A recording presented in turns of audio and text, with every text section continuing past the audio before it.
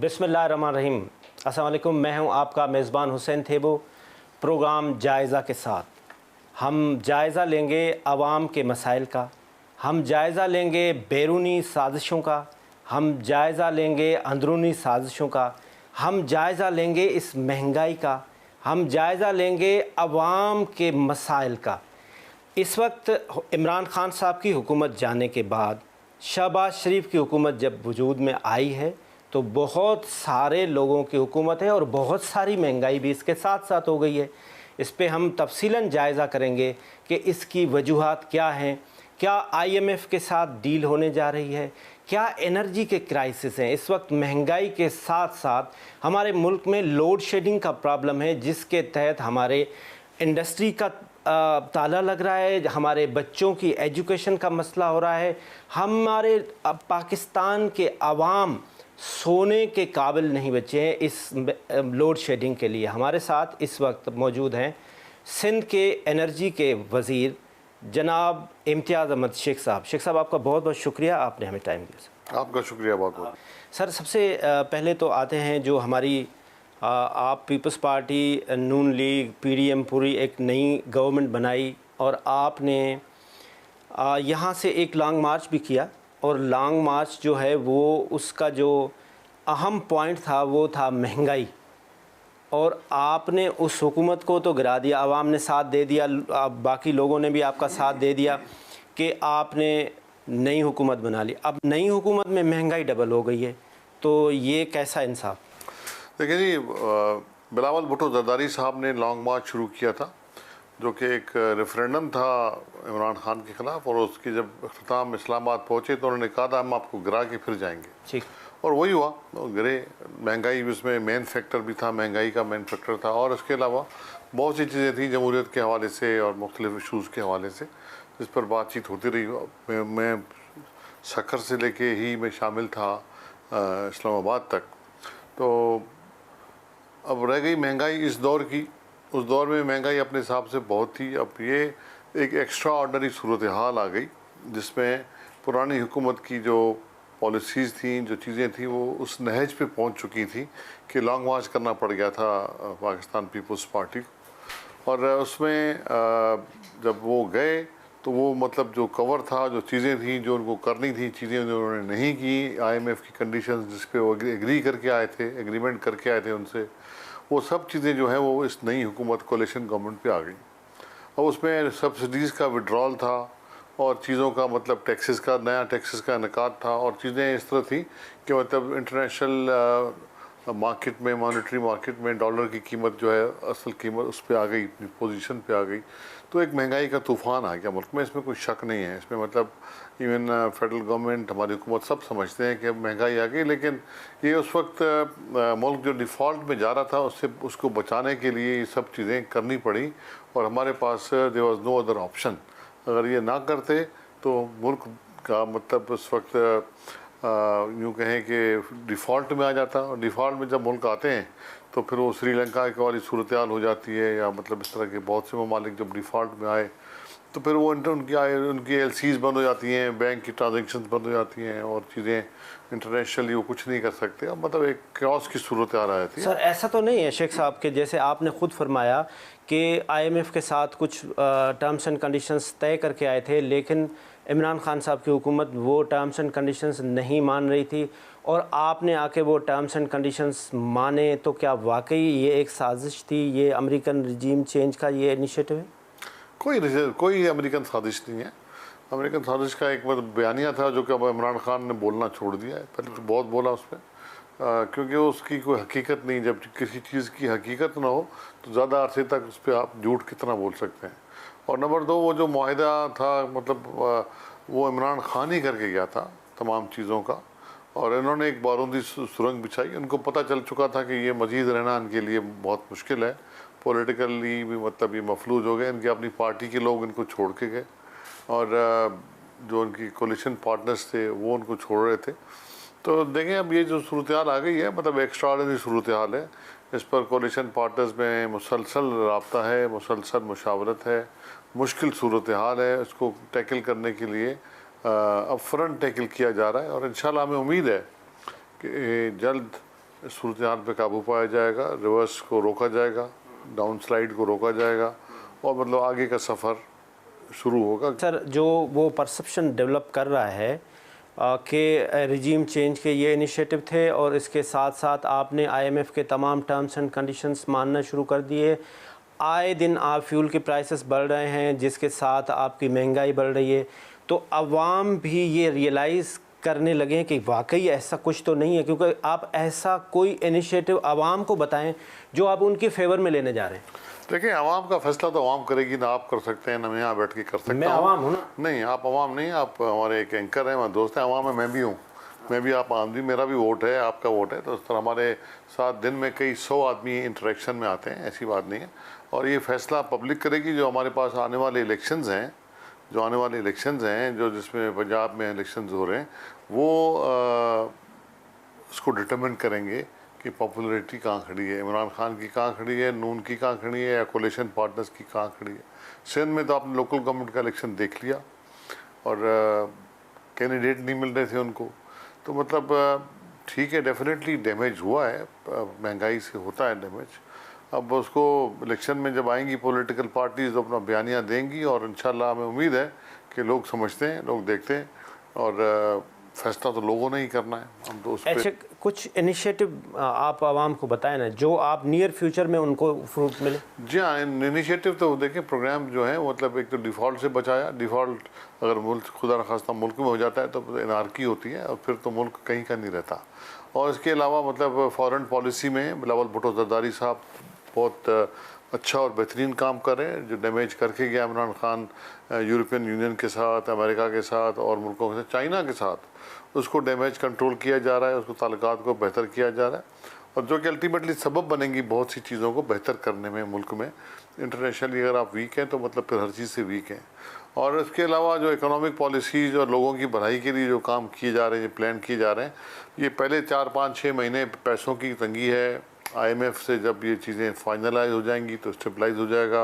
Saudi अरब, China जो भी मदद करना चाहते हैं पाकिस्तान की, वो मतलब सामने खुल के आ जाएंगे, क्योंकि आईएमएफ एक समझें कि मेजर की रोल का उसका की रोल है जो कि पाकिस्तान की इकोनॉमी को ठीक करेगा। तो अब ये रिवर्स से वापस हमने आना है। जुम्मा 8 दिन हुए आपकी जो नई हुकूमत बनी है, एक दूसरे के साथ अभी से इख्तलाफात शुरू हो गए, अभी से ही रिजर्वेशन शुरू हो गए और वो शहबाज शरीफ के पास मिसट्रस्ट करने लगे, कहने लगे कि जी हम तो जरदारी साहब की वजह से आए। तो ये आए, आप कितने दिन हुकूमत देख रहे हैं? तो 2 दिन के बाद ठीक भी तो हो गया। फिर देखिए, ये तो होता है ना, ये तो इमरान खान के साथ भी था। जब आते थे तो एमक्यूएम वाले क्या बोलते थे।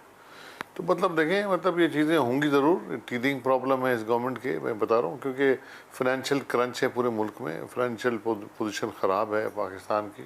तो लोगों की मुतालबात हैं डेवलपमेंट की और उसके अलावा उसके बहुत छोटे मोटे काम हैं। इंशाल्लाह आप देखें मतलब उनको काबू कर लिया जाएगा, उनको संभाला जाएगा और जरदारी साहब भरपूर तरीके से उनके साथ खड़े हैं मियाँ शहबाज शरीफ के साथ। और आप देखेंगे सूरत हाल बेहतर होगी। ये इशूज़ होते रहते हैं। एमक्यूएम के साथ भी इख्तलाफात आपके खुल के आ गए हैं, तो उसके लिए क्या एमक्यूएम को अभी तक वो कह रहे हैं हमारी कोई भी बात, कोई भी जो टर्म्स एंड कंडीशंस थे वो माने नहीं गए हैं? मैं समझता हूँ कि बहुत सी मीटिंगों में मैं भी रहा हूँ, उनके साथ चीज़ें कुछ आगे बढ़ी थी, कुछ चीज़ें रहती हैं। तो उस पर लॉ पे काम हो रहा है। वो एक कमेटी बनी हुई थी, स्पेशल सेलेक्ट कमेटी, उसमें तमाम पार्टीज़ हैं, खुद एमक्यूएम भी है। फिर कोर्ट्स में चले गए, कोर्ट्स का हाई कोर्ट का फैसला खिलाफ आ गया। उस पर सिंध गवर्नमेंट भी साथ था उनका, उन्होंने भी कहा था इलेक्शन पोस्टपोन कर दें, लेकिन वो नहीं हो सका। अब सुप्रीम कोर्ट में गए। तो ये इशूज़ इस तरह हैं मौजूद। एमक्यूएम के साथ हमारे पहले भी ताल्लुक़ भी था, साथ कोलिशन में भी थे, इख्तलाफात भी थे, मुखालफत में भी थे।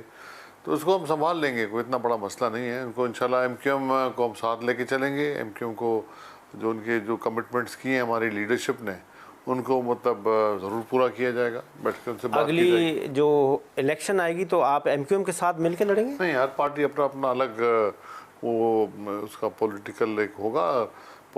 आगे जाके कोलिशन में भी इलेक्शन लड़ सकते हैं, लेकिन इस वक्त तक तो यही है कि हर पॉलिटिकल पार्टी अपने प्रोग्राम के तहत, अपने मंशूर के तहत इलेक्शन लड़ेगी।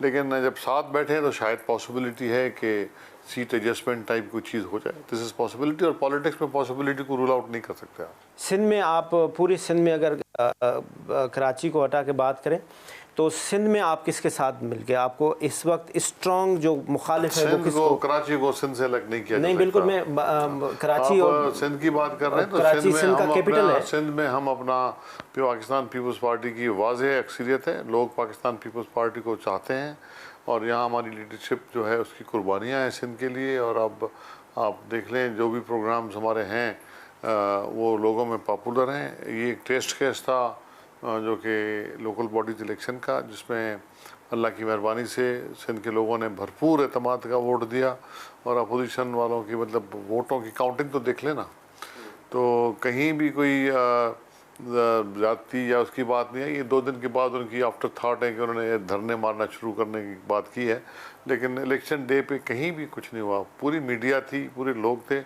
आप बताएं कि कौन सी पोलिंग। बाकी जहाँ छोटे मोटे वाक़यात हैं ये तो पाकिस्तान में हर वक्त हर जगह होते हैं, हर इलेक्शन में होते हैं। क्या आप समझते हैं कि पाकिस्तान पीपल्स पार्टी का फोकस सिर्फ़ और सिर्फ सिंध है और वहाँ पे जो भी इलेक्टेबल है वो चाहे इम्तियाज़ शेख साहब क्यों ना हो उसको भी वो पीपल्स पार्टी में लेकर आ जाते हैं, जो फंक्शनल में भी रहे, क्यू में भी रहे? इस वक्त अपोजिशन ही नहीं है और पीपल्स पार्टी का फोकस सिर्फ सिंध पे है। नहीं, आपकी ये तासुर गलत है। पाकिस्तान पीपल्स पार्टी इस वक्त केपी में भी इलेक्शन लड़ी थी, लड़ रही है, वहाँ मौजूद है। कश्मीर में हम लोग गए थे, पंजाब में हम लोग अपना रिवाइव करने की कोशिश कर रहे हैं, तो बलूचिस्तान में हमारे पास लोग बहुत से आ रहे हैं।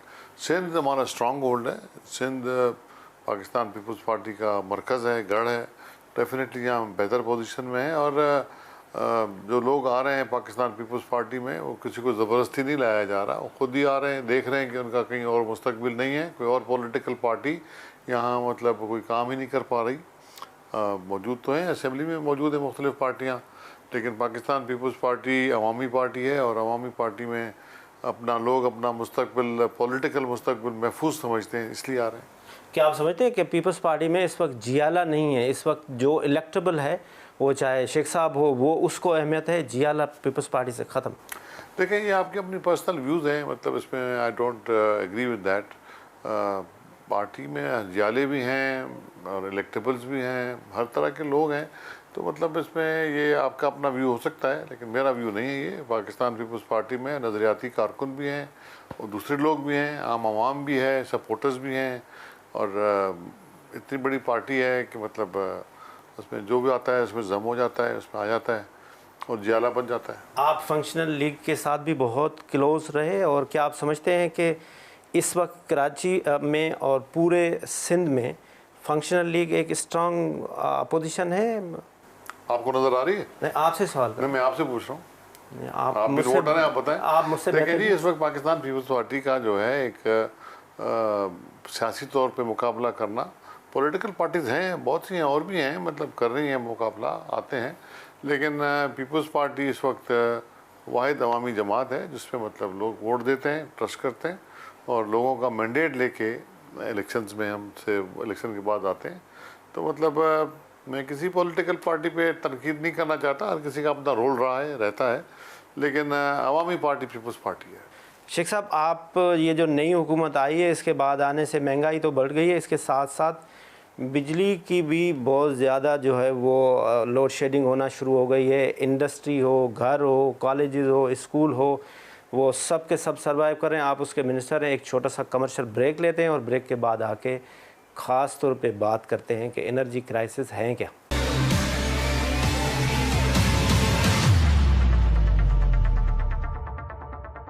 वेलकम बैक नाजरीन। इस वक्त हमारे साथ मौजूद हैं सिंध के तवानाई के वज़ीर इम्तियाज़ शेख साहब, जिन पे हम बात कर रहे हैं। इस वक्त लोड शेडिंग का बहुत बड़ा बहरान इस मुल्क में चल रहा है। शेख साहब, सबसे पहले तो ये फरमाएं कि ये एनर्जी क्राइसिस है क्या?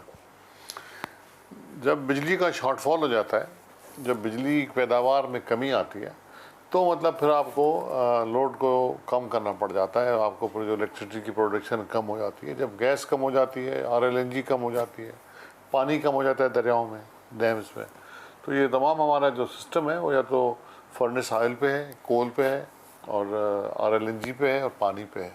इन तमाम चीज़ों से हमारे बिजली के जो पावर प्लांट्स हैं वो चलते हैं, और वो गैस से बिजली बनाते हैं, कोयले से मतलब बिजली बनाते हैं, पानी से बनाते हैं, और उसके मुख्तलिफ़ कीमतें हैं, मुख्तलिफ़ रेट्स हैं। और इत्तेफाक ऐसा है कि लोड शेडिंग कोई आज से नहीं हो रही है। लोड शेडिंग हमारी प्रेस कॉन्फ्रेंस से आप उठा के देखें, 18-18 घंटे की लोड शेडिंग इमरान खान के ज़माने में थी, 20 घंटे की लोड शेडिंग थी। कई दफ़ा मैंने सिंध असेंबली में इस पर आवाज़ उठाई थी और लोगों ने बात की थी।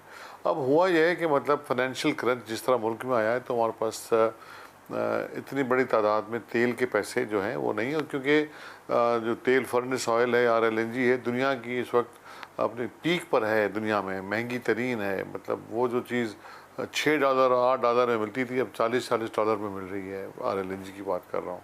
और कोयला जो मतलब $60-70 में टन मिलता था, $300-350 में इम्पोर्टेड कोल पड़ रहा है। इस तरह ही फर्नेस ऑयल की कीमतें हैं। तो जब इस लेवल पे आ जाए, जब अमेरिका में पेट्रोल इतना हो जाए, 6 दरहम का लीटर है वहाँ दुबई में, क्या कभी भी इस तरह नहीं हुआ। तो एक तो वो चीज़ आ गई, इतना महंगा आ गया, तो मतलब वो क़ुव्वत ख़रीद इतनी थी नहीं। और फिर जो हमारे कार्गोज़ की बुकिंग थी सामान की, ऑयल की, LNG की, वो कीमतें बढ़ जाने की वजह से वो बैकआउट कर गए लोग। बाहर डीजल और LNG इतना महंगा हो गया है कि मतलब क़ुव्वत ख़रीद नहीं है। इस वक्त सर आपके मुल्क की डिमांड क्या है और सप्लाई क्या है? देखिए 22,000-24,000 तक हम लोग जाते हैं, हमारी डिमांड है। उस वक्त इमरान खान की जब हुकूमत थी तो हम कहते थे कि शॉर्टेज है, बिजली आप पैदा करें, तो कहते कि हम सरप्लस में हैं। उन्होंने तमाम प्रोडक्शन जो थी बिजली की, मज़ीद जो पावर प्लांट थे उन्होंने बंद कर दिए, बैन कर दिए, और उन्होंने पूरे का पूरा सिलसिला कहा कि जी हमारे पास बहुत ज़्यादा है। अब जब वक्त आया तो 22 से 24 हज़ार से ज़्यादा हमारे पास बिजली पैदा करने की पोजीशन नहीं है। और उसमें जब ये शॉर्टेजेस आ रही तो 5,000, 4,000, 6,000, 7,000 तक भी शॉर्टेज की है। अच्छा, 22,000 अगर थी तो आपकी डिमांड क्या है? डिमांड बता रहा हूँ 24,000, 26,000, उस वक्त भी यही थी। 26,000 तक जाते थे, 25,000 तक जाते थे। और फिर आप इसमें रिसोर्सेज कौन कौन से यूज़ कर रहे हैं, कौन कौन से रिसोर्स? मैंने बताया ना, वही तेल है, फर्नेस ऑयल है, LNG है, पानी, बिजली जो हमारी हाइड्रो बनती है वो है, और कोयले से बनती है। अच्छा, इसमें मैं आपको अर्ज़ करूँ, ये जो एक मेजर जो चीज़ थी जो हम बार बार कहते रहे, इमरान खान ने सुनी नहीं हमारी। सिंध दुश्मनी में उसने ऐसा काम किया कि पूरे मुल्क को नुकसान पहुँचाया। हम कहते थे कि पाकिस्तान के बिजली का, एनर्जी के मसाइल का हल सिंध के पास है। आप सिंध से बात करें, थर कोल वाहिद ज़रिया है जो अभी भी पाकिस्तान को बिजली का हल, एनर्जी क्राइसिस का हल उसके पास, सिंध के पास है और थर कोल में है। और ये हमारी लीडर ने कई साल पहले कहा था कि थर बदलेगा पाकिस्तान, तो उनकी विजनरी आप विज़न उनकी आप अंदाज़ा कर सकते हैं।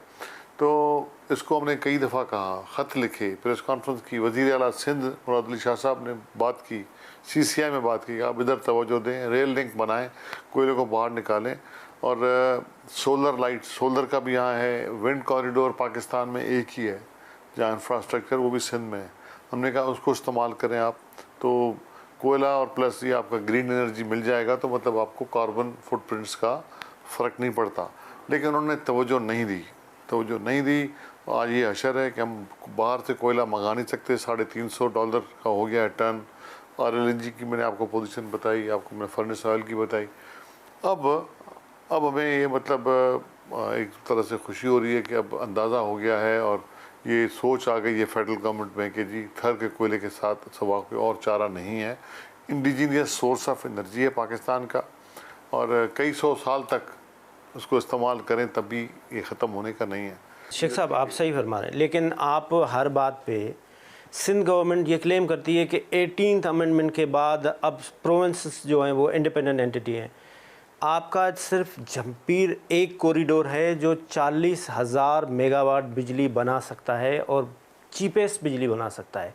आप सिंध वाले उधर अपनी इंस्टॉलेशन क्यों नहीं कर रहे हैं? वो कर दिए ना, हमने कर दिए हैं हमारे तमाम, क्योंकि बिजली जो है वो फेडरल उसमें आती है, इसमें लिस्ट में आती है। जमपीर में आपने सिंध गवर्नमेंट ने कौन से प्रोजेक्ट? सर सिंध गवर्नमेंट जो है वो कारोबार नहीं करती, सिंध गवर्नमेंट फैसिलिटेट करती है। सिंध गवर्नमेंट ने ज़मीन दी। आई हैं जो चाइनीज़ कंपनीज़ मिलके प्राइवेट सेक्टर के साथ काम कर रहे हैं, वो अपनी सप्लाई तो दे नहीं पा रहे हैं। वो यूनुस डागा ने आते साथ एक लेटर भी लिखा था मियाँ साहब को कि हम 37,260 मेगावाट बना रहे हैं और हमारे पास इंफ्रास्ट्रक्चर ही नहीं है। वो सिंध के साथ भी वही मसला है। देखिए जी, 37,000 मेगावाट पता नहीं कहाँ बन रहा है, मुझे नहीं पता। आप ज़्यादा अंदाज़ा होगा या डागा साहब को होगा अंदाज़ा। इंस्टॉल कैपेसिटी उन्होंने बताई थी, जिसके उन्होंने डिटेल्स भी दी थी सर। चले लेकिन वो पता नहीं किधर गई, कहाँ है इस वक्त। तो ये पूरी गवर्नमेंट ढूंढ रही है कि हम बिजली की पैदावार बढ़ाएं और ताकि करें। वो 37,000 की जो है हमें नज़र नहीं आई। ये इमरान खान की गवर्नमेंट में लोग कहते थे, उनके वफाकी वज़रा। लेकिन आज जब बिजली की पैदावार की ज़रूरत है तो क्या मतलब मौजूदा हुकूमत के वज़रा उसको इस्तेमाल नहीं करना चाहेंगे?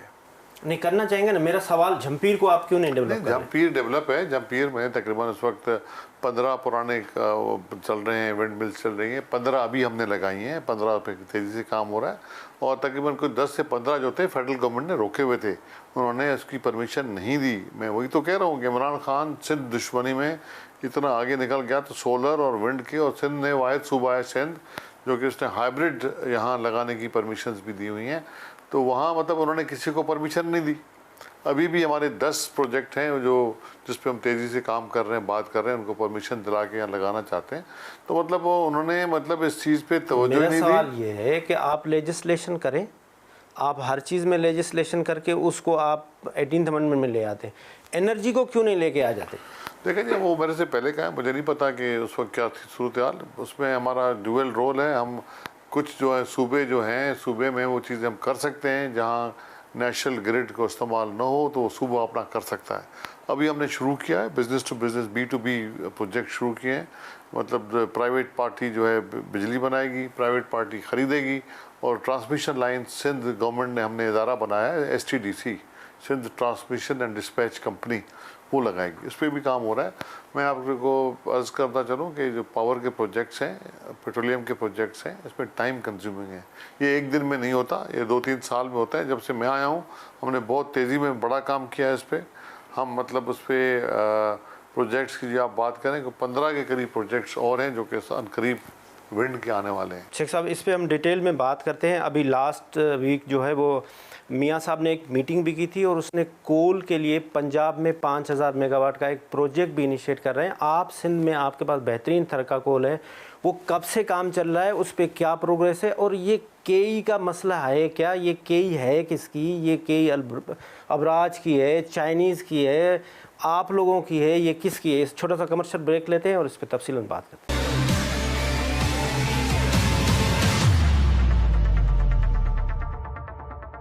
जी वेलकम बैक नाज़रीन। इस वक्त हमारे साथ इम्तियाज़ शेख साहब हैं जो एनर्जी के मिनिस्टर हैं सिंध के। सर ये बताएं, लास्ट वीक मियाँ साहब ने 5,000 किलोवाट का एक इमीडिएटली उन्होंने कहा है कि आप पंजाब में लगाएं।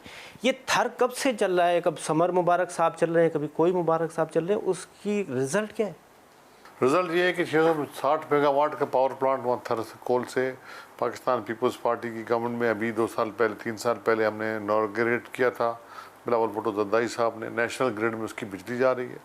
660 मेगावाट अगले इस तकरीबन 3 महीने के अंदर और आ रहे हैं। 1320 मेगावाट शंघाई इलेक्ट्रिक का है, वो भी मतलब अगले साल के शुरू में ही इंशाल्लाह आ जाएगा, उनका COD हो जाएगा।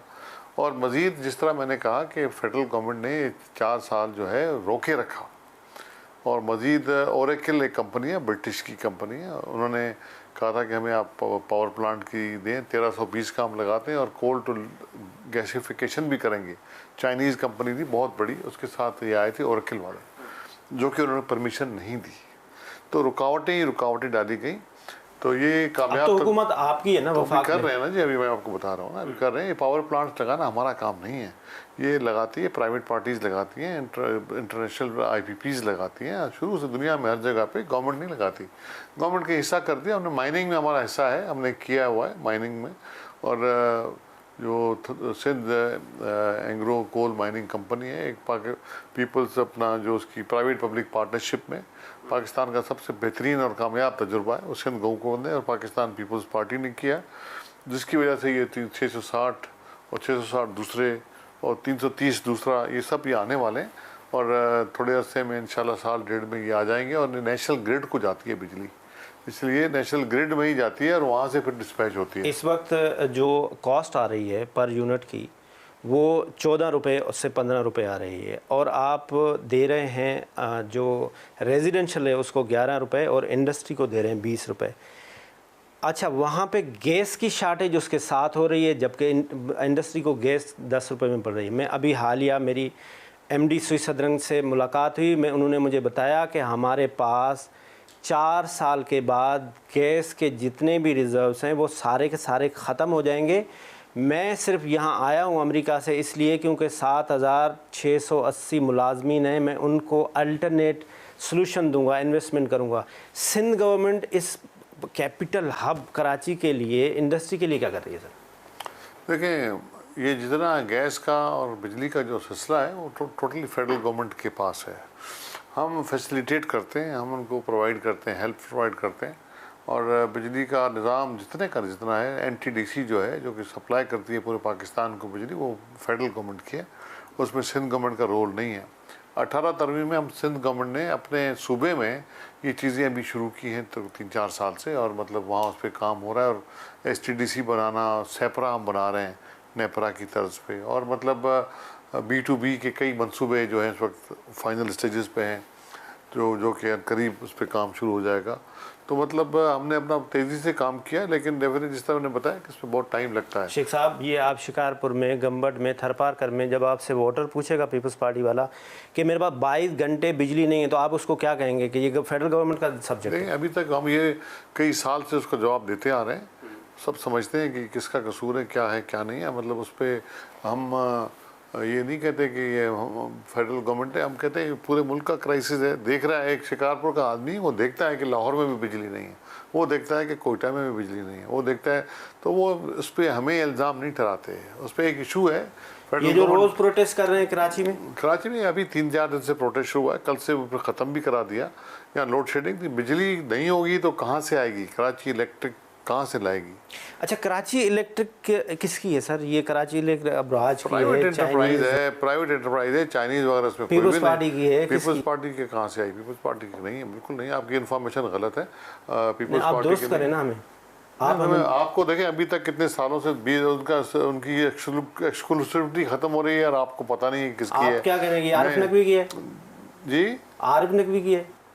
नहीं, आरिफ नकवी था, इसका एक मालिक था ना, आरिफ नकवी था उसका। तो कराची के आवाम को बताएं कि ये किसकी है, वो तो प्रॉफिट में जा रही है। कराची के आवाम को देखें, आप ये बहुत डिले सवाल कर रहे हैं। ये सब चीज़ें कई दफ़ा प्रेस में आ चुकी हैं, बातें आ चुकी हैं, इनके मुआहदे आ चुके हैं। बाहर की कंपनी थी अबराज, उन्होंने लिया था, आरिफ नकवी उसके हेड थे, अब उन्होंने बेच दिए। कोई थी इसमें इन्वॉल्व हैं, उन्हीं की वो कंपनी है।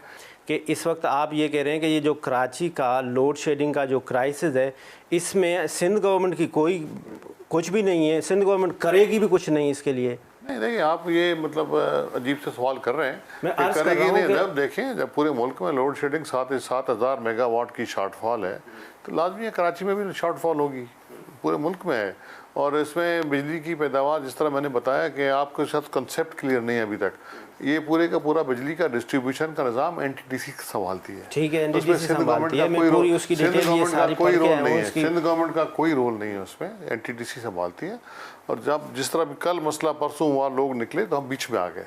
हमने बुलाया उनको, हमने कहा रात की लोड शेडिंग कम करें या गैर एलानिया लोड शेडिंग कम करें। हमने पूछा, चेक किया। वो सिंध गवर्नमेंट को एडमिनिस्ट्रेटिव पावर्स हैं, लेकिन उनको रेगुलेट करता है नेपरा और फेडरल गवर्नमेंट पावर डिवीज़न। तो मतलब वहीं से सब बिजली भी उनको वहीं से मिलती है, कम भी वहीं से होती है, ज़्यादा भी वहीं से होती है, पेमेंट भी उनको वहीं से होती है। हमारे पास जब सूबे का जब मसला आता है, जब सूबे में बिजली के घर बनाने हैं, जब सूबे में ट्रांसमिशन लाइन हैं जो जिसमें हम एनटीडीसी को इस्तेमाल नहीं करते, उसको हम देखते हैं। जब लॉ एंड ऑर्डर का मसला आता है तो हम बीच में आ जाते हैं, जब कोई और मसले होते हैं हम बीच में आते हैं। लेकिन बिजली के निज़ाम के तहत वो फेडरल गवर्नमेंट देखती है और नेपरा उसका रेगुलेट। फिर एग्रीमेंट क्या है? जिस तरह से अगर प्रोडक्शन हो रही है किसी भी प्रोविंस में, इस वक्त गैस की जो 64% प्रोडक्शन है वो सिंध कर रही है, आप सिंध को उसमें से हिस्सा कितना दे रहे हैं? सिंध को हिस्सा जितना उनको तकरीबन 2400-2500 के करीब MMCFD पैदावार है, जिसमें से तकरीबन सिंध को मिलता है 1600-1700, 1200 MMC मिलता है। पीक आवर्स में हमारी 1600 MMCFD रिक्वायरमेंट है, जो कि सिंध को नहीं मिल रही, जिस पे हमने अभी भी आवाज़ उठाई है, पहले भी आवाज़ उठाई थी।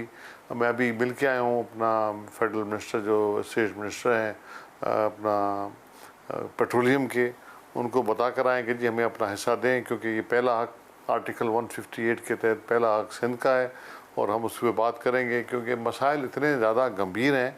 तो हम ये मतलब इस वक्त ये इशू उस लेवल तक उठाना नहीं चाहते, लेकिन हम उठा चुके हैं मसला। मैं उनसे मिलकर आया हूँ, मुसद्दिक मलिक साहब से, अपना खुरम दस्तगीर साहब से, सेक्रेटरी पेट्रोलियम से। आप ये सारी चीज़ें तो फ्यूचर की बता रहे हैं कि ये हम करेंगे, कोल पे भी जाएंगे, विंड पे भी चले गए, कोल पे जाएंगे नहीं, कोल पे चले गए। तो ये अगर भी हो गए, इसमें टाइम ज़रूर लगता है ना, देखिए टाइम लगता है। और सिंध गवर्नमेंट अपने तौर पे पावर प्लांट नहीं लगाती कभी भी, कोई भी प्रोविंशियल गवर्नमेंट, किसी भी प्रोविंशियल गवर्नमेंट का या फेडरल गवर्नमेंट का कोई पावर प्लांट नहीं है। सब के सब जितने भी हैं वो IPPs के हैं, जो इंटरनेशनल आपके जो प्रोड्यूस करते हैं उनके अपने हैं, और हम फैसिलिटेट करते हैं। मैंने शुरू में भी आपसे अर्ज़ की थी ना कि जब लेजिस्लेशन की बात होती है तो उसको 18th अमेंडमेंट में ले आते हैं, इसको भी ले आए ना। जब आपके पास आपकी प्रोडक्शन भी ज़्यादा है, आपके पास अल्लाह ताला की तरफ से रिसोर्सेज भी ज़्यादा हैं, तो आप उनको यूटिलाइज़ नहीं कर पाए। यूटिलाइज़ करेंगे अभी, क्योंकि ये चीज़ें फेडरल गवर्नमेंट के पास हैं। अभी हम कोशिश करेंगे कि मतलब कोई इस तरह का बन जाए चीज़ कि जिसमें हम आइन में तरमीम करके फिर तरमीम ले आएँ, जिसमें चीज़ों को और मज़ीद उस तरह की चीज़ करें। लेकिन इस वक्त जो हालात हैं मुल्क के, उसमें ये चीज़ें मैं समझता हूँ कि कोशिश तो की जा सकती है, लेकिन कोई श्योर शॉट में नहीं कह सकता कि मज़ीद तरमीम के लिए हम बिजली और गैस के मामलात में जाएं, लेकिन हम अपना राइट ज़रूर लेंगे। तो ये जो सिंध में हमारे जो लोड शेडिंग है वो 22 घंटे, उनके लिए अभी नियर फ्यूचर में कोई होप नहीं है। सिंध के कैपिटल सिटी कराची में इस वक्त 8 से 10 है, उनके लिए कोई होप नहीं। बहुत जल्द बेहतरी होगी, देखें हमने कहा बहुत जल्द बेहतरी होगी, और ये फेडरल गवर्नमेंट इस पर तेज़ी से काम कर रही है और चीज़ों को बेहतर करने की कोशिश की जा रही है। आप कह रहे हैं कि सब कुछ ही फ्यूचर में होना है, तो फिर तो कुछ कंक्लूज नहीं कर पा रहे। फ्यूचर है, 6 महीने भी फ्यूचर है। आज एक दिन में अलादीन का चिराग किसी के पास नहीं है, सूरत हाल अच्छी नहीं है, उसको बेहतर की तरफ दे जा रहे हैं और इंशाल्लाह बहुत जल्द बेहतर होगा और ये लोड शेडिंग जो है कम होगी। पहले भी मतलब लोड शेडिंग थी, किसी ज़माने में ख़त्म की गई थी, ये पिछली हुकूमत ने आके गलत पॉलिसी की वजह से ये पूरे का पूरा ये जो अपना सिलसिला है उनकी वजह से हुआ है, और थोड़े दिनों में आप देखेंगे सूरत हाल बहुत बेहतरी की तरफ। फेडरल गवर्नमेंट इसके ऊपर अमल करेगी और हम उनको फैसिलिटेट कर रहे हैं। शेख साहब आपका बहुत बहुत शुक्रिया, आपने टाइम दिया। नाज़रीन, आज का आपने प्रोग्राम देखा, हमने एनर्जी पे बात की, उस पे हमारे जो सिंध के एनर्जी के मिनिस्टर हैं उन्होंने ये फरमाया कि इस पे फेडरल गवर्नमेंट काम कर रही है। जो नवाज शरीफ साहब की हुकूमत थी उन्होंने बहुत अच्छा काम किया था, उसके बाद आके इमरान खान ने वो सारे के सारे प्रोजेक्ट बंद कर दिए। इसके बाद अब शहबाज शरीफ साहब की हुकूमत आई है, वो उस पर काम कर रहे हैं। यू आर द बेस्ट जज। अब आप ख़ुद इस प्रोग्राम को एनालाइज़ करें। खुदा हाफिज़ पाकिस्तान।